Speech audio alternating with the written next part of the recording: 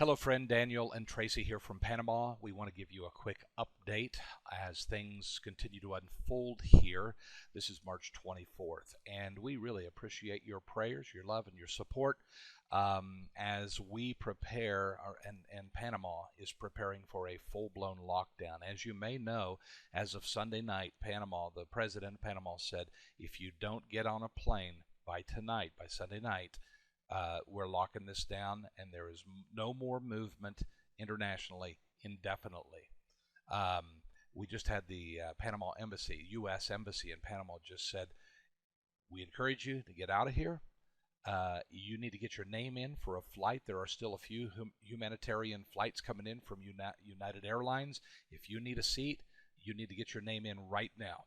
And so who knows what in the world they're all freaked out about, but there's just a big push for Americans get back to the motherland, or indefinitely you may not be coming back. Well, as believers and as those called and sent by the Lord Jesus Christ into Panama, you know, every one of us, we have to choose at some point what mountain you're going to die on, what mountain you're going to live on, and who you're going to live for. And so Tracy and I have said clearly, hey, we're in Panama. We're not going anywhere. We have a farm, a calling, a dehydration center, a community that we love, and we'll lay our lives down for them. They're not only our friends, they're our family. And so I want to give you a little breakdown of what's happening day by day. Boom, boom, boom, boom. It's getting smaller. As of Sunday, we have a curfew, 9 p.m. to 5 a.m., no one on the streets, period. And then they were telling people, stay in the house.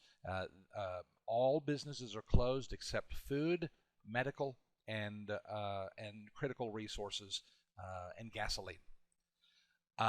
Then that was as of Sunday. Then yesterday, they just put a new quarantine on that is on for today. It's 5 p.m. to 5 a.m., no one on the streets. I ran down last night, 8 o'clock, to try to get a couple cans of propane gas to run our generator to keep the dehydrator going, keep our pump running so we have food, or so we have water, and we can dehydrate food out there on the farm. No one had natural gas. And that concerns me. As a matter of fact, very few have rice and beans and in their stores, and they're very distressed. Of course, everyone very distraught in this area. We're planning for a full-blown lockdown. We believe it'll happen probably this week, where they will allow people to go out for a 2-hour window each day, only for food or medicine. 2 hours. So like if your ID ends in 9, you get to go from 3 to 5 p.m. If your ID ends in 1, then you go out at 9 to 11 a.m. And so that's what they're doing, locking this thing down and telling people, do not even come out of your houses, get inside. We have 8 confirmed cases of coronavirus in the Chiriqui province, about 400,000 people. That's up from 3 the day before. We expect there will probably be more today. So it's growing, but they're forcing people. And as of last week, as of Sunday, 50% of the people in our community still had their jobs because they're in critical infrastructure. But Monday, the government announced no more taxi cabs, no more buses. And that just shot down every person in our little town of Rovira, where our farm is at. So here's the way they live. They work all week, they get paid, they buy food, and they eat next week.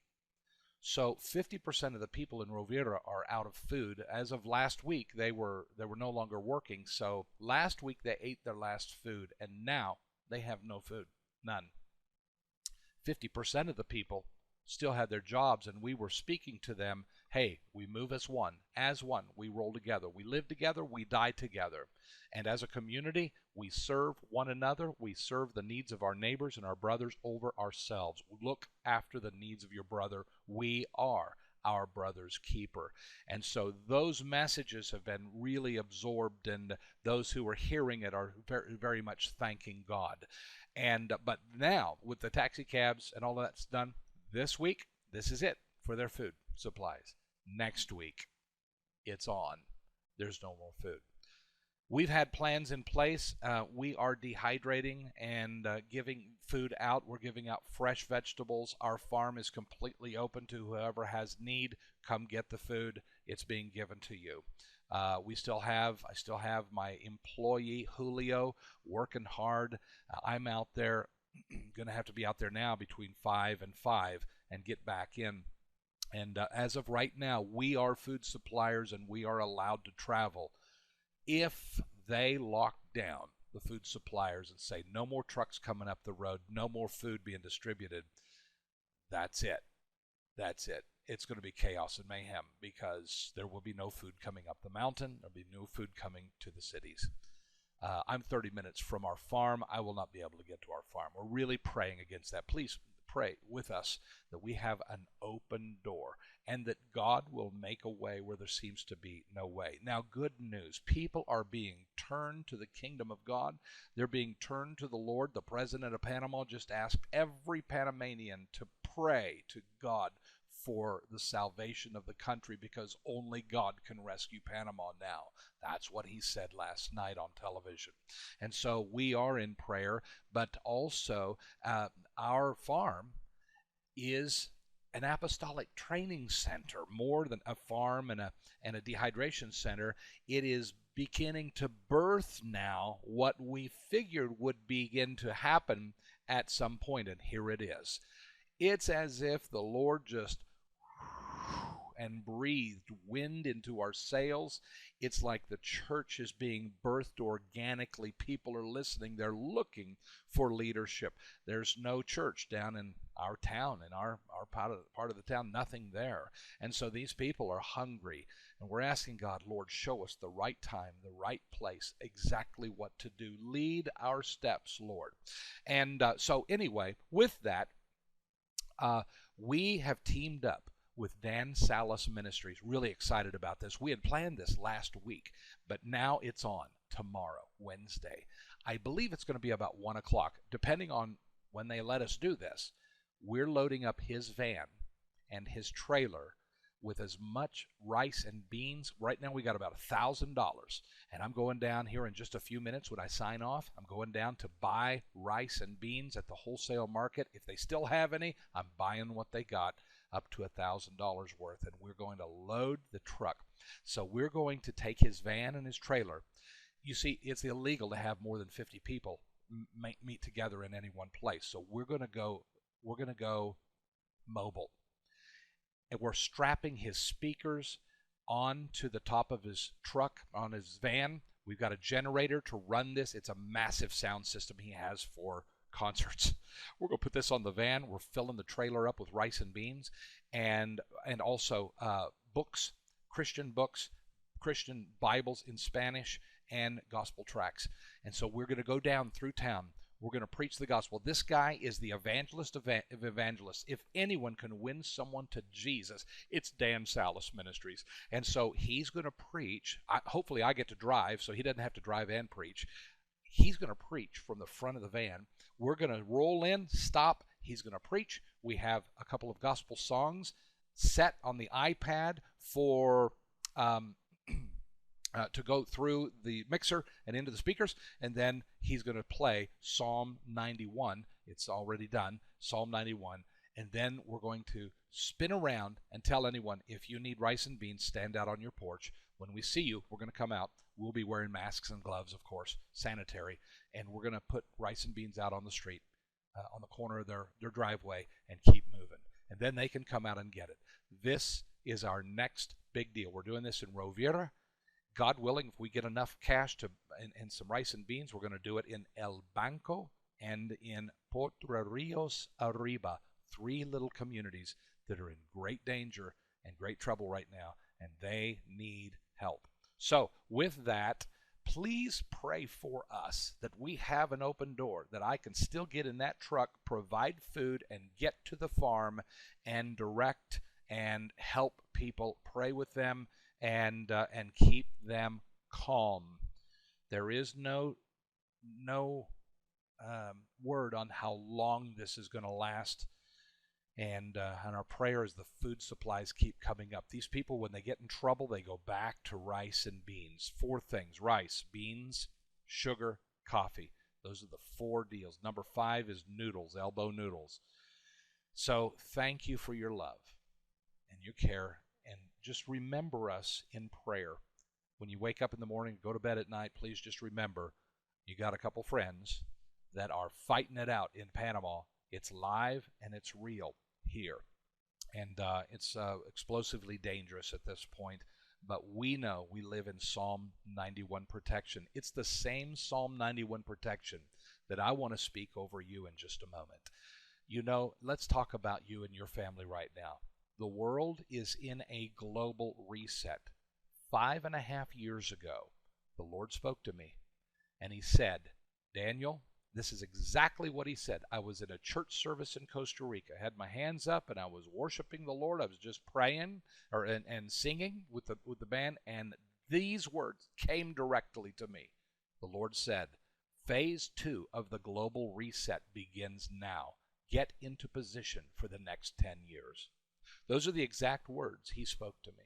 And so immediately, we had planned to move from Costa Rica to Panama, but we were going to take about a year to do it.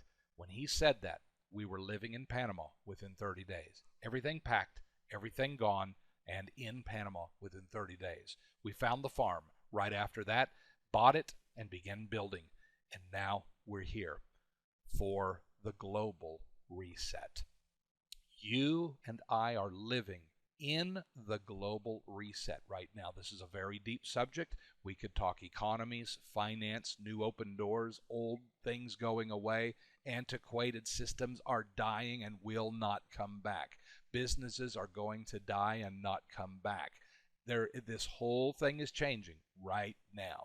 So you are in the middle of a global reset. No one escapes this. We will all pay a price, and those who are walking with God will be saved and will be protected, and those who are listening to the Holy Spirit and trained in the new day and the new way are going to seize new opportunities, and in a day you will have wealth that took others a lifetime to get. We'll talk about that later, I'm sure. But I want to pray Psalm 91 protection over you, your family, your loved ones, and everything that you have under your care. And I'm going to use right here, let's see, the Message Bible. I love this version. It's my very favorite. So let me read this for you. And if you'd like, just close your eyes or drive down the road, however you're listening, and listen to these words in the Message Bible. Psalm 91. You who sit down in the high God's presence, spend the night in Shaddai's shadow. Say this, God, you're my refuge. I trust in you and I'm safe. That's right. He rescues you from hidden traps, shields you from deadly hazards.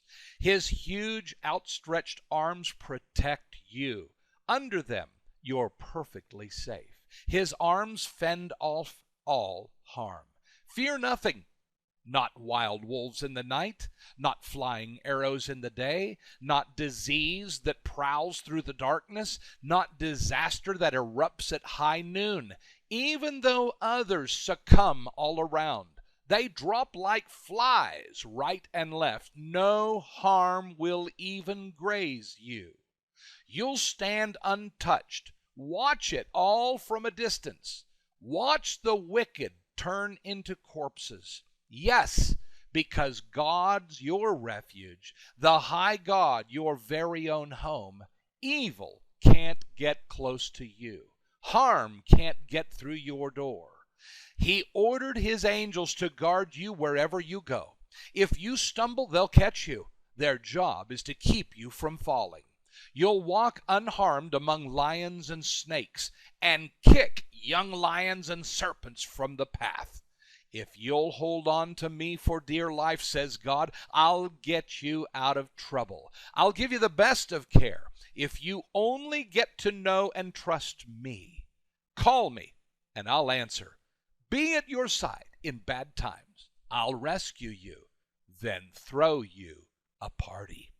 I'll give you a long life and give you a long drink of salvation. That's Psalm 91. Because you love him and because you're abiding in him, all of these promises are yours. Put your whole family under these promises.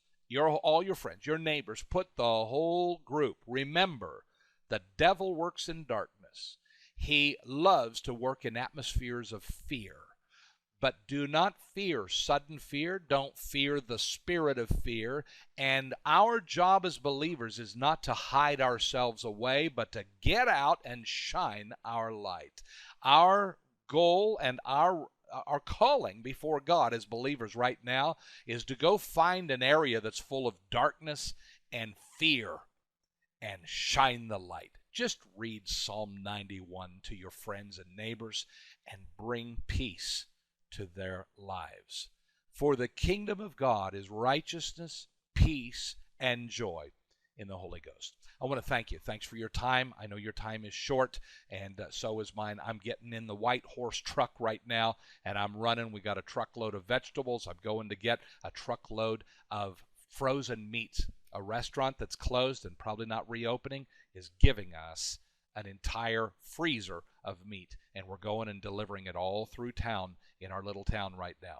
Most of these people, some of them don't have electricity, some don't have refrigerators, so we're going to give them enough to cook over the next couple of days. Others who have storage, we'll give them a little bit more. Hallelujah. God is a provider, and a lot of times we say, Lord, send them away so that they can feed themselves. And Jesus says, you feed them. You feed them. But how are we going to feed them? Let me show you how. Give me what you have, or break it, give thanks, and God will multiply it. This is the day of signs, wonders, and miracles for all who are called. Get under his protection. Psalm 91 is yours, and go feed someone. Go help someone. Spread the light of the gospel. We love you. Look forward to seeing you soon. Another update coming. Blessings.